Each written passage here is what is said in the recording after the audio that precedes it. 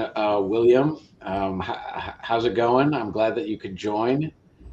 Yeah, man. Uh, It's going well. Thanks for having us, man. yeah, it's good to get you on. You guys are building leverage in prediction markets, so super hot space right now.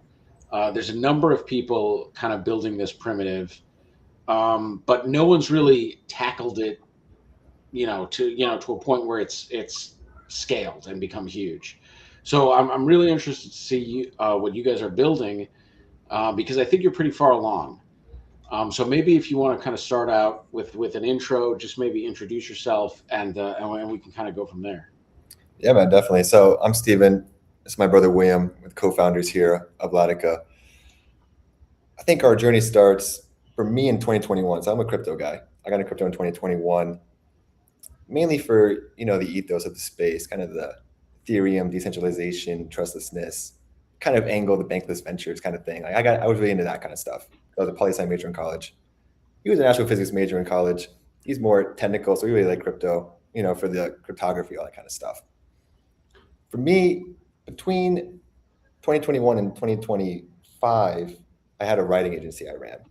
So I did a bunch of, freelance stuff, newsletters, social media, ghostwriting for founders, VCs, different startups, that kind of stuff for 4 years while he finished up a master's at Penn in mechanical engineering.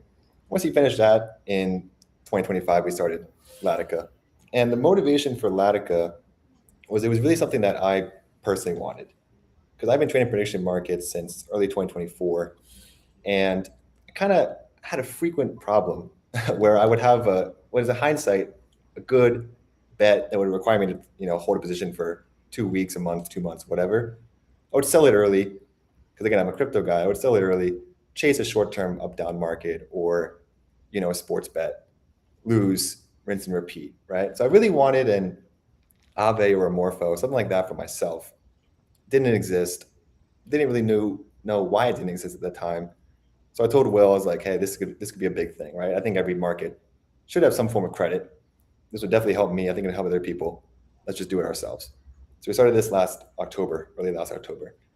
It took us about like 30 minutes to figure out why it didn't exist, right? Because prediction market positions are basically the worst collateral ever invented from an underwriting perspective, in the sense of they're very jumpy, right? The prices are not continuous or discontinuous. They gap up and down violently.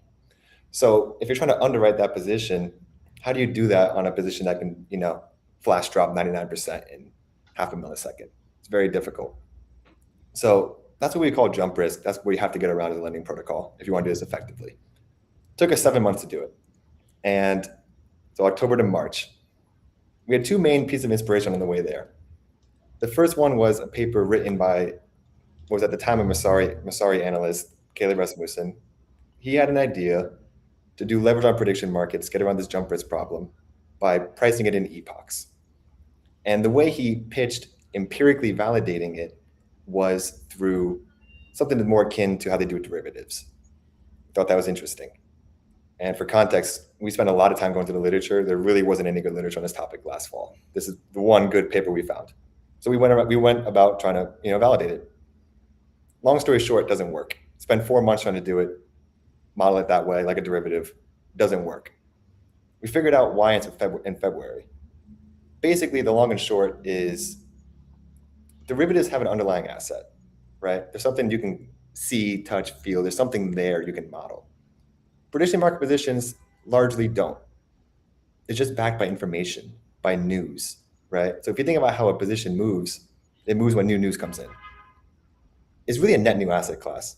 But the corollary here that we can actually pull theory from and methodology from to make this possible is insurance, so actuarial finance. Actuaries have pretty much perfected the art of pricing this kind of event, right? Something that is just information news backed. So think about your car insurance, for example.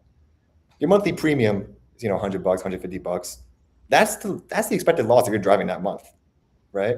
There's nothing tangible there with you and your driving. It's just the expected loss of your driving. If you crash your car, the Geico doesn't go down, right? It just keeps going. There's a buffer there from the insurance premiums over a long period of time in a lot of drivers. So we took the same philosophy there. There's like 1,000 years of history here. We were able to pull the best parts of actuarial finance out, or I should say the parts that were most useful to us in this net new asset class, and design the calibrated risk engine that we call Warhorse. Warhorse has a long acronym. I'm not even going to go through it, but Warhorse. What Warhorse does is it calculates the expected shortfall of the position, the prediction market position, over a given period of time. For us, we're doing 15 minutes rolling. So every 15 minutes, it will quote you a new premium. That premium, with a little bit of insurance buffer, right, a little bit of premium buffer, just to take care of any unforeseen events, is charged as an upfront premium to the trader. And what happens is solvency is now virtually insured at origination. So we don't rely on liquidation for solvency. Liquidation is now a added bonus rather than operationally critical. And that's very important for this asset class because, like I said, these things can jump very quickly, very fast. If you rely on liquidations, you are going to be screwed. The upside here is that because of the way we do it, virtually every market can be offered. Because volatility is now something that we just measure and take care of, right? Other protocols, other competitors, I should say, if you rely on liquidations, what happens is you have to try to force solvency in an unattractive way for the trader. So what does that look like? Very limited market selection, right? Only the most liquid, low volatility markets, you can do that because you think you have time to liquidate. Kind of a folly because, like I said, these things can jump unforeseen, right? But that's the logic. Early closure, high fees, all this stuff that makes it so we don't want to use it. We don't have any of those problems because we take care of it at origination. I think it's a great idea. I mean, I think it's in terms of, and when I was first getting into prediction markets, I thought about the reinsurance angle because my thinking was, okay, this is a primitive. It's a lot like insurance, right? If prediction markets are similar to anything in TradFi, it's insurance, in my opinion, right? You can kind of predict plane flights, if they're going to fail, et cetera. So the logical next step would be, okay, and because of those huge leaps, the cat bond insurance makes total sense. Can you get into that a little bit more, what that looks like? I guess my question is, you broke down a lot of of what you're building, but as a trader, when I go to your platform and when I start engaging in leverage, what is it exactly look like? Does it look like an option? Does it look like tradition, hyperliquid? What does the interface kind of look like? It's going to look a lot like hyperliquid. And that was an intentional choice for us. I think the product has to feel clean, right? I look back at my time in crypto for 5 years now. I can probably count on one hand the amount of times I use a product. I'm like, wow, that was nice, right? You have Uniswap, Hyperliquid, Aave, maybe FOMO. That's about it, right? It's going to feel a lot like Hyperliquid. So you have your market, you click trade, you slide how much leverage you want, slide how much margin you want, open. Every 15 minutes, the premium will just be deducted either from your remaining margin or slowly sold from the position as open. And that's it. It's going to feel exactly like Hyperliquid, just on prediction markets. And the structure of it, break down the structure for me. So is it similar to kind of an option? Are you kind of like taking is there a bounded time on these leveraged positions, for instance, or does it continue on without interruption? You mentioned kind of recurring payments. Yeah, no, that's a good question. So it definitely continues on. Earlier on, especially in the paper too, we talked about like cutting off earlier, right before resolution. And we eventually realized, like, why would we do that? Just let the premium scale up, right? And so eventually, like, if you get into these like really, really high like volatility, like it can jump either way, say like a penalty shootout, right? In that case, it'll feel like taking, the actual premium will be like basically taking spot, right? Because in that case, like there's no way to actually safely underwrite like a leverage position when it can go coin flip, right? But for the dominant trading life cycle, like most of the market, it'll feel like almost like a funding rate. I see. Yeah, that makes sense. That makes a lot of sense. So basically, the two advantages that I've kind of parsed out are, one, there's no liquidations, correct? So you're not getting liquidated. No, there will be liquidations. It just doesn't. It's not operationally critical for us, right? So Okay. liquidation for us is surplus value we can give back to LPs.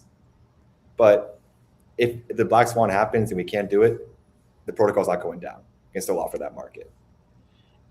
And the biggest benefit is the capital efficiency structure. So the warhorse that you've built, which kind of determines the risk of lending against a prediction market position.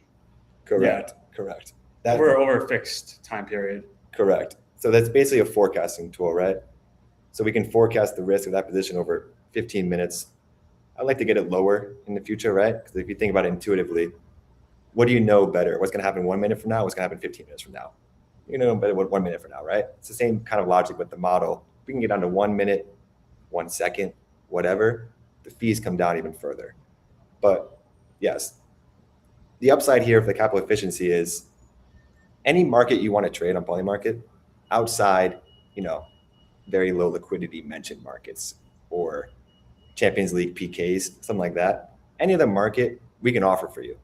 If you have a 4-cent edge in a culture market, come to Latica, trade it.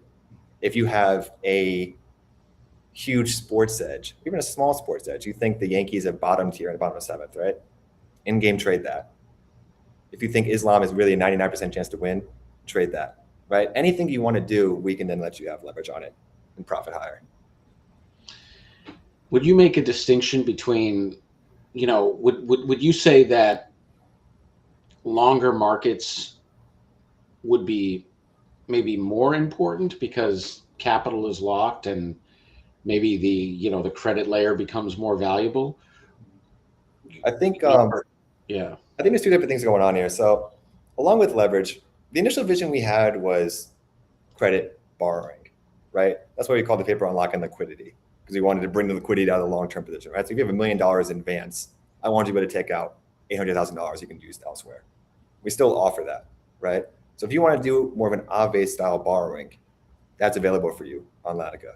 If you want to in-game trade sports, if you have a market you think is 5 cents mispriced that you want to leverage over the next 2 days, we can also offer that as well.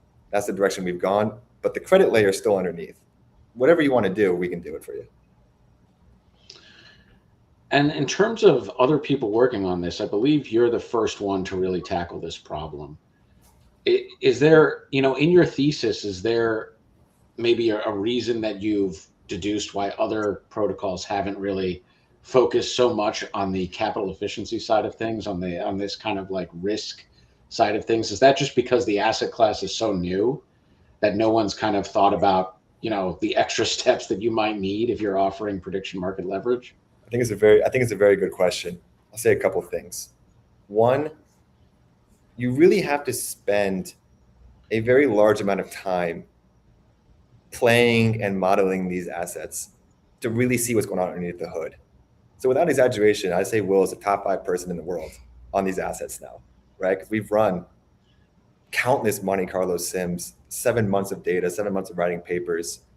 We spend a lot of time on it. It takes a while to get there. It took us 4 or 5 months to really have a breakthrough on this, seriously. So you have to spend a lot of time doing it. I think a lot of people, and I think it's actually mostly Twitter's fault and maybe some articles' fault, the common rhetoric is these are, binary options. You hear all the time, binary options. And it's a clever little saying that fits sort of well, but it actually kind of restricts your thinking, because then you think it's an option.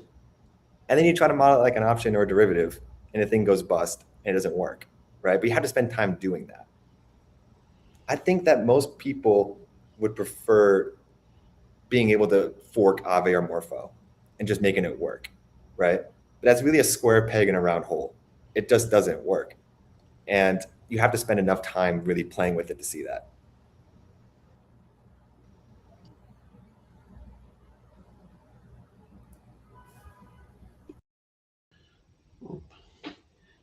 I think we might have sorry about that, guys. You see me now?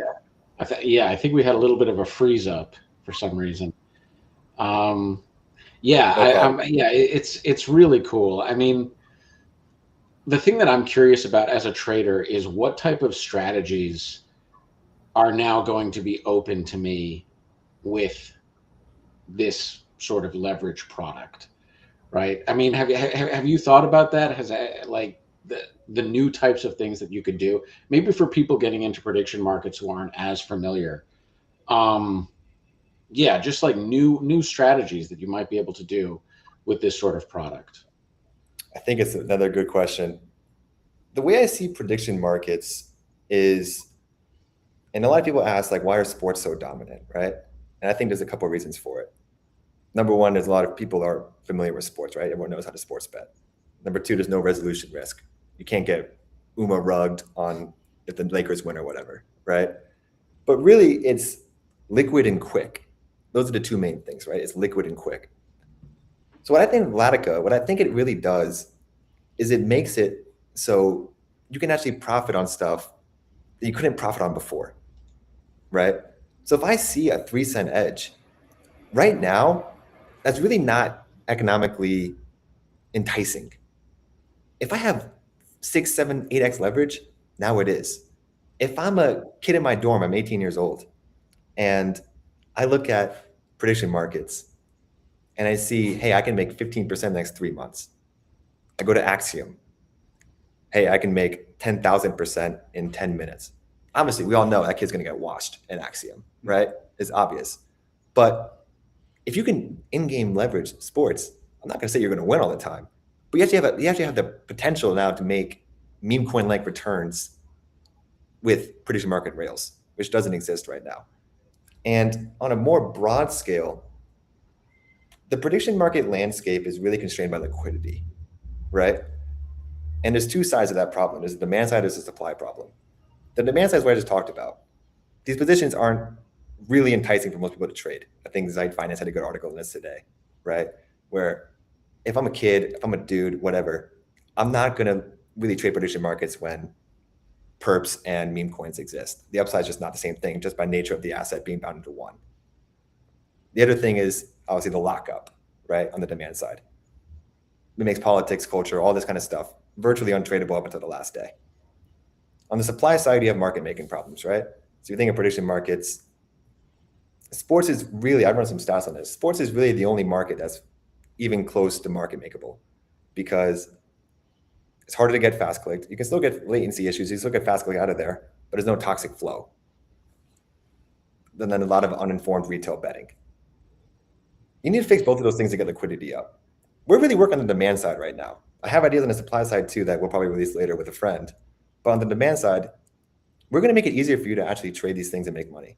So any strategy you want, we're going to make it viable for you on the demand side, boost liquidity, make it easier for everyone to make money here.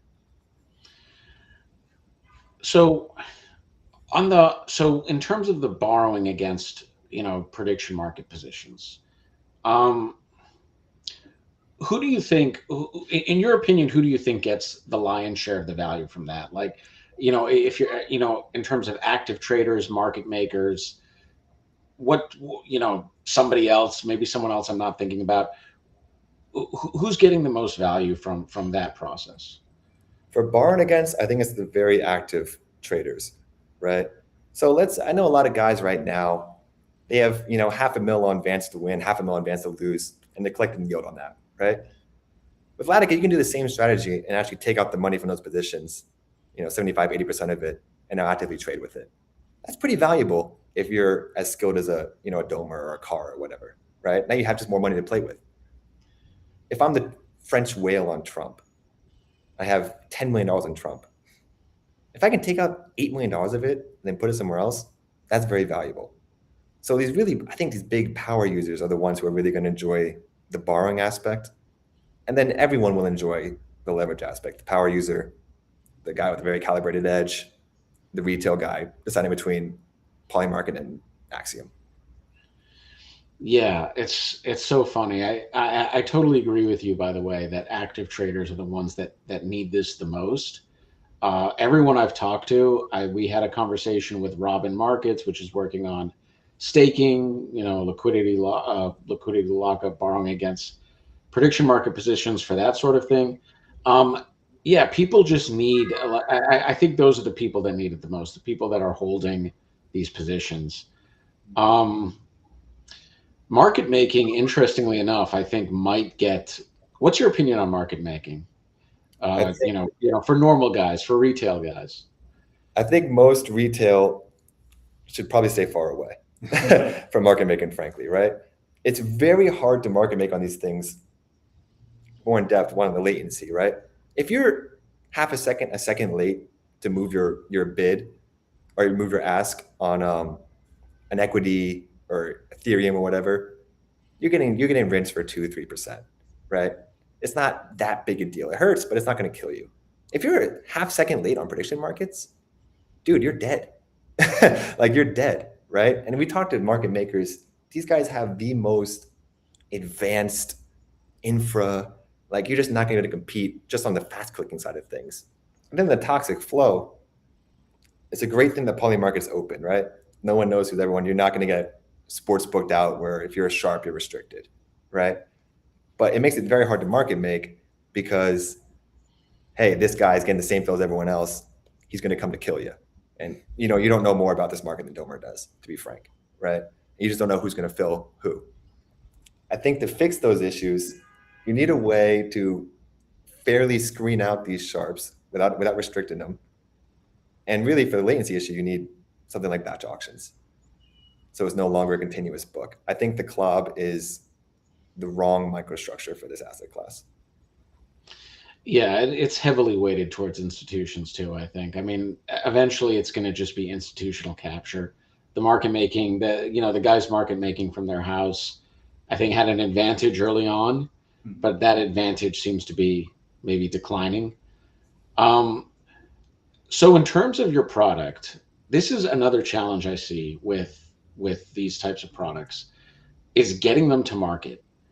I've tried to think about leverage products before, providing margin, all that sort of thing. But the thing that always stops me is I just think to myself, how am I going to get it to market? This is not like building a launch pad or something like that. This is you might like, do you need liquidity? Do you need extra infra? And I think you guys are in a better position than I would be if I were starting this product. But I'm curious to hear your take on maybe your strategy for that. Yeah, I think the main thing is you need to really build trust, right?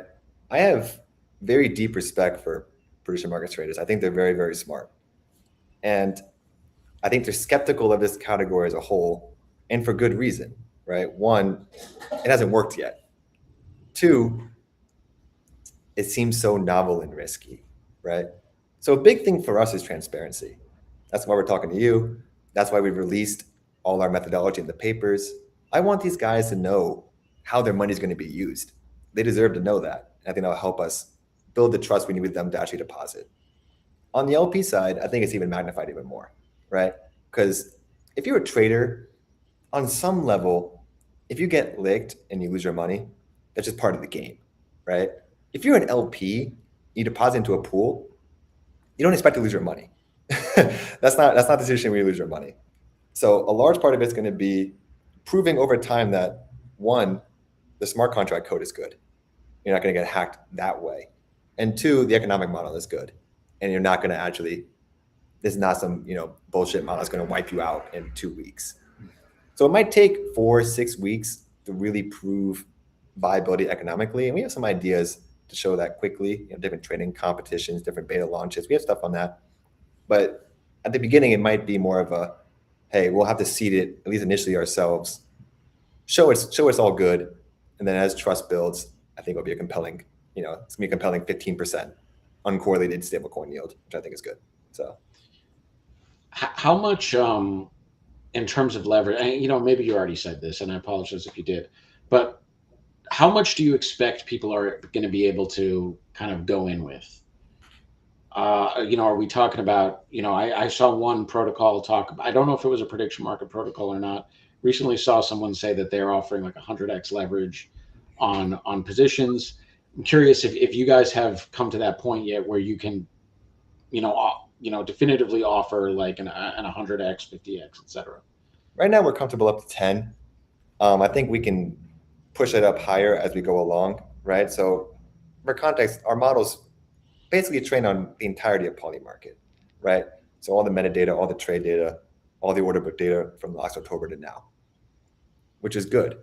As we get more internal data, as people start using Latica themselves and we get data on that, I think there are ways in which we're going to lower fees and raise leverage in a more bespoke fashion, right? So for example, there's some counterparty stats you can run. Domer and I should not have the same political, risk factor, I should say, right? Or Swiss Tony and I should not be quoted the same for a sports market. He's a lot better than I am. He doesn't have the same risk, right? Maybe you can quote him more leverage or lower fees versus me. I also think there's different rebates you can run to get fees down or maybe leverage up, right? So right now it's 15 minutes. I talked about how lowering the time span actually helps us improve forecasting, right? Because 1 minute is easier than 15 minutes. It also makes it cheaper because if you have a 15-minute position and you hold it for, let's say, 9 minutes, then you just paid for 6 minutes you didn't use, right? Is there a way to rebate that back? So there's other stuff we can do to start gradually raising leverage up as we get more internal data. But for now, we're comfortable up to 10. 100x is crazy. So I think that's really interesting what you just said there. So basically, with your model, you can kind of offer individualized leverage assessments, basically. Correct. So the model is trained on like 150 different features right now.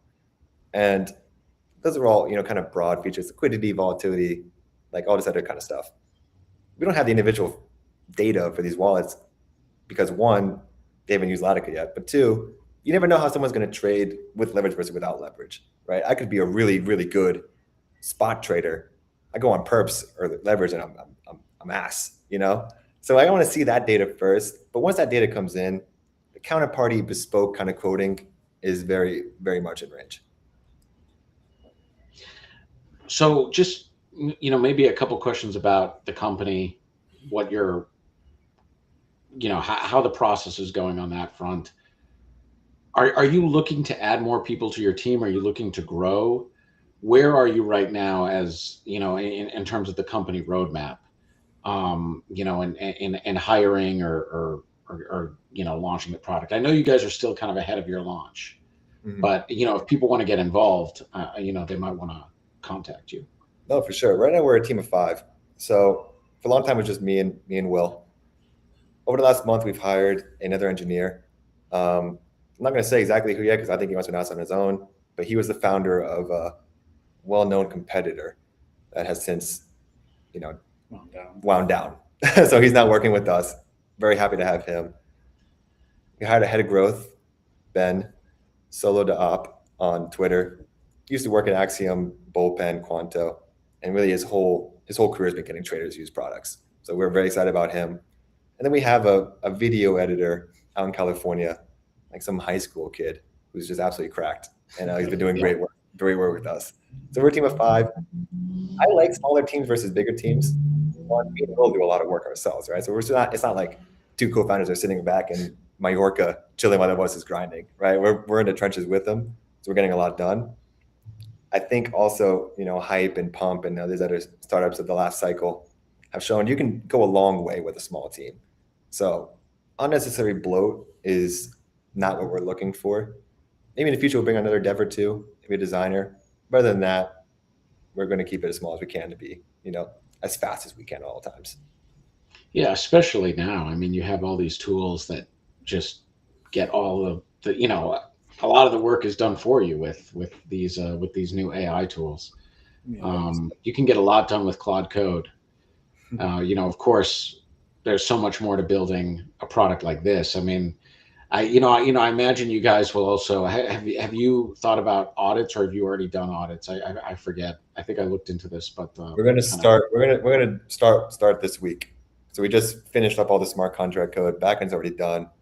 As soon as Will and our engineer wire it up, we're going to send it to the auditors, get that figured out. I like the prediction market space because the founders in the space, you mentioned trust earlier. I actually think that the trust backing of a lot of these founders, like, how trustworthy they are, is pretty good. I haven't seen a lot of scams in the prediction market space. I mean, maybe you guys have seen something different, but for me, it seems that a lot of people are still kind of fresh to this market, building, and there have been a few prediction market startups that have gone by the wayside, but I think it's genuinely because the market is really bad. I completely, For I completely, I completely, I completely agree. I think just even the amount of doxed founders, for example, right? I think most people here, what I've talked to, are like really true believers in the space. It kind of remind me more of like 2021 crypto WAGMI era versus, the 2025 crypto get my bag and get out era, right? These guys are all true believers. They really want to see the space advance. Maybe some people work, maybe some people don't, but everyone's really, I think, pushing with the same goal of let's grow the pie here so we all, can make this the biggest market on earth, which is what we all want at the end of the day. what do you think about the state of things right now? We're seeing news about how Google Trends has, prediction market trends on Google have like completely declined. We're seeing news about Kalshi overtaking Polymarket. What is your opinion on the state of things right now? Not to mention we've seen multiple wind downs. I mean, you mentioned one. You don't have to, mention the specific company, but I think the point is proven. I mean, we saw Fireplace wind down. We saw a few other of these terminals wind down. Yeah, what's your thoughts on this in terms of the state? I think that the search stuff is a little overblown. Volumes are still really strong. It's actually surprising to me how strong they are, considering this is, I think, the worst month of the year for sports, right? This is pre NFL, pre NBA. It's really just baseball right now. It's not even a Premier League on right now, no Champions League. And no one, like, baseball is not exactly the most bet on sport. So it's really a dead period. I anticipate those search numbers to really turn around. NFL season, obviously the midterm elections. And the great thing about prediction markets to me is that there's always another event to bet on, right? There's always something else on the roadmap coming down the pipe. I think the space is in a really good spot. I read an article maybe 2 weeks ago about how the only constraining factor that I see, or I should say the main constraining factor I see, is that liquidity is really piss poor, right? I did some stats on this. The executable depth within 5% of the mid on every market but sports is lower than $1,000, right? It's really, and what that does is it really hamstrings innovation. So instead of growing the pies we all win, we're kind of just in a state where we're kind of fighting over the same 10,000 guys, right? The same 50,000 guys. And that's kind of what I think happened to these terminals that are shutting down. You kind of have to have a product that is 10x better to make someone want to switch from Polymarket and pay the extra 1% fee to use your terminal, right? And right now, you can look at the Polymarket Builder leaderboard. None of these terminals have great volume. It's not because distribution is difficult. I mean, everyone knows where the traders are, right? They're all on X, they're on Discord, on Telegram. We know where to find them. It's just the product isn't quite there. And the lack of liquidity makes it very hard to do stuff like indices or permissionless market creation or, even leverage in some respects, right? That's why our real focus is expanding the pie here. If Latico works like we think it will, then the demand side here will be much, much better off. You'll have a much higher chance of someone trading this instead of meme coins. You'll have a much higher chance that, hey, if you're a whale, you have $1 million in advance, take it out, take your 750 out. What do you think the guy's going to do with it? Right? He's going to go back to Polymarket and trade it again. It's not leaving platform, right? We just have to get these books more liquid. So we're all kind of riding a rising tide versus fighting over, admittedly big $40 billion pie, but one that's not really growing how you want it to grow. Yeah, I fully agree with that. I mean, I was having a conversation the other day that, a couple of things with terminals. It's definitely a lot of people competing over the same traders, like you said.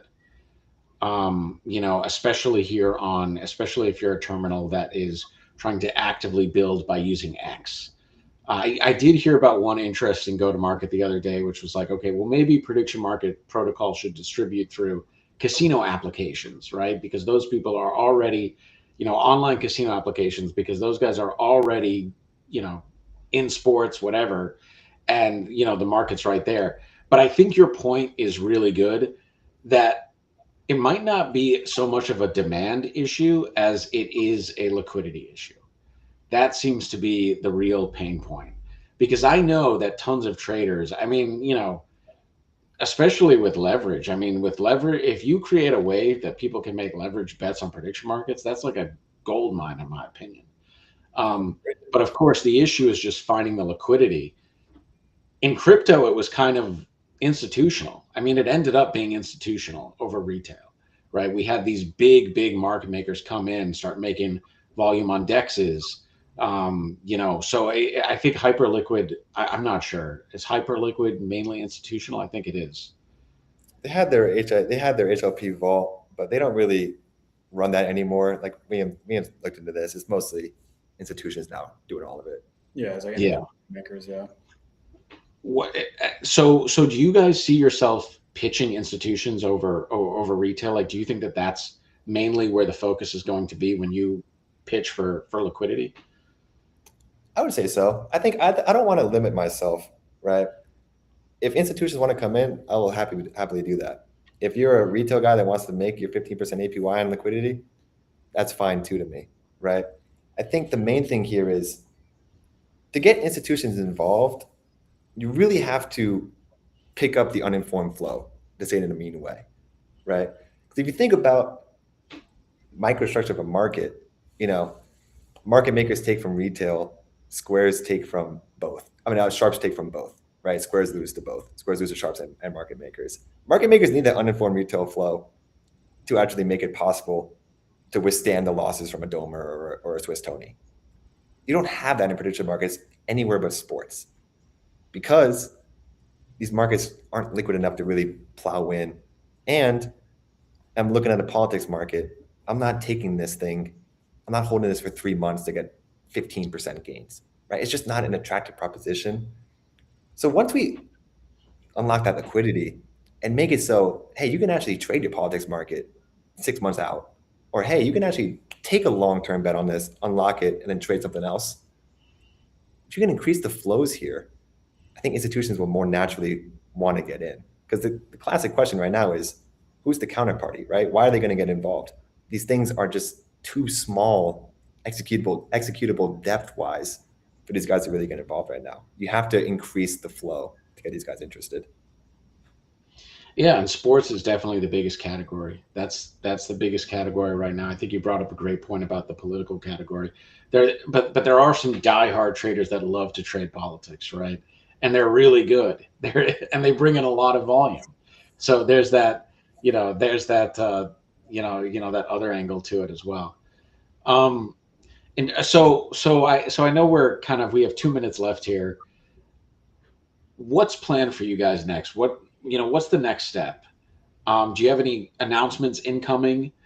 Curious to know kind of, what's on the roadmap here. Yeah, we're actively testing things right now. If anyone wants early access, you can just DM me on X or DM Latic on X. We can get you set up. Taking all feedback, like I said, transparency is important for us. So any feedback we can get, that's what we want to get. We have a paper trading competition planned, aiming for week 1 or 2 of the NFL season. Beta, you'll get, say $10,000 in Faucet USDC. Run it up. We'll have a nice prize pool for you. Try out the product. Let us know how you think. And then from there, once the audits and regulatory work are done and everything's tested out and looking good, we'll push to mainnet. We'll launch, right? We want to get this in people's hands. And really, I want to get it out so I can use it myself, right? This is really something that I wanted from the start. So we're excited to get this out as soon as possible. As soon as we're ready, we're going to do it.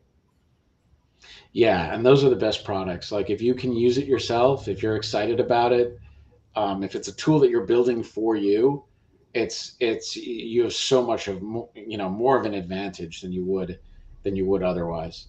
I'm really excited for it too, and I know that there's some stuff that you didn't mention, today, that you mentioned to me privately. I'm super excited about that. I got a little bit of a window into behind the scenes, so I know there's a lot more to this story, and I'm really excited, to see you guys roll out. Appreciate it, man. We can't wait. Stephen, William, thanks for coming on, and yeah, let me know if you want to come back on again. We'd love to have you. Awesome, man. Thank you, John. Appreciate it. It's a lot of Appreciate fun. you. Thanks. I'll see you. Bye.